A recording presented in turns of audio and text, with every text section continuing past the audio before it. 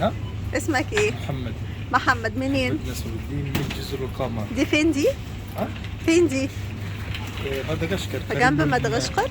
قريب من مدغشقر. اه. أنا من جزر القمر. تك. ومدغشقر وجزر القمر في بر الهند.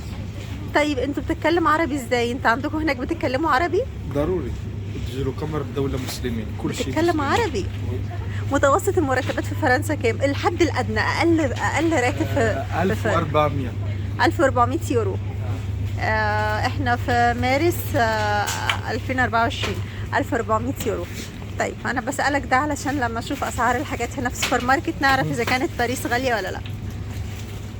طب متوسط المرتبات كام؟ طب ده الحد الادنى، المتوسط كام محمد؟ ها؟ المتوسط كام؟ اكتر شوية؟ شوية. شوية قد ايه؟ على حسب. يعني 2000 يورو؟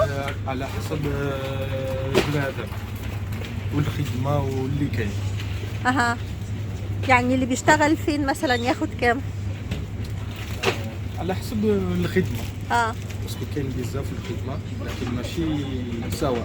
سامان وهادشي. يعني اول شغل لاي حد ياخد 1400 يورو، لما يقعد بقى شوية سنين كده شوية ياخد كام؟ ياخد كام؟ ما اعرفش شوية. بس انا حتى انا جديد هنا. انت جديد بقالك قد ايه؟ انا جديد هنا في فاس. بقالك قد ايه؟ جيت هنا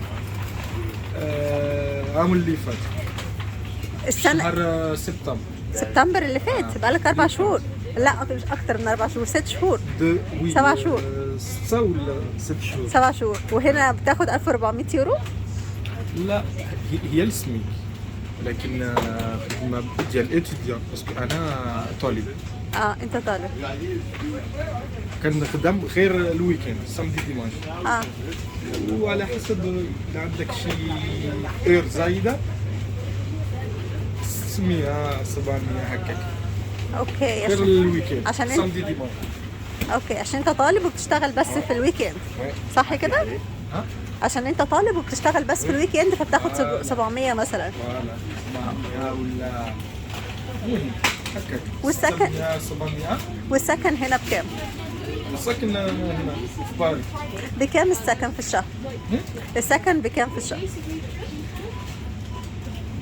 لكن في سنتروفيل خلي شويه، لكن بعيدة سنتروفيل رخيصة. بكام يعني؟ 400. 400 يورو؟ حاجة. ده لو بعيد ولا قريب؟ مزيان. ده قريب ولا بعيد؟ ماشي بعيد بزاف قليل. يعني 400 يورو لشخص يعني لوحدك في شقة 400، يعني لو ساكن فيها أكتر من حد تقدروا تعملوا شير للمبلغ ده، صح كده؟ أنا كده فهمت. الله يوفقك. الله يوفقك. انفلونسور. يعني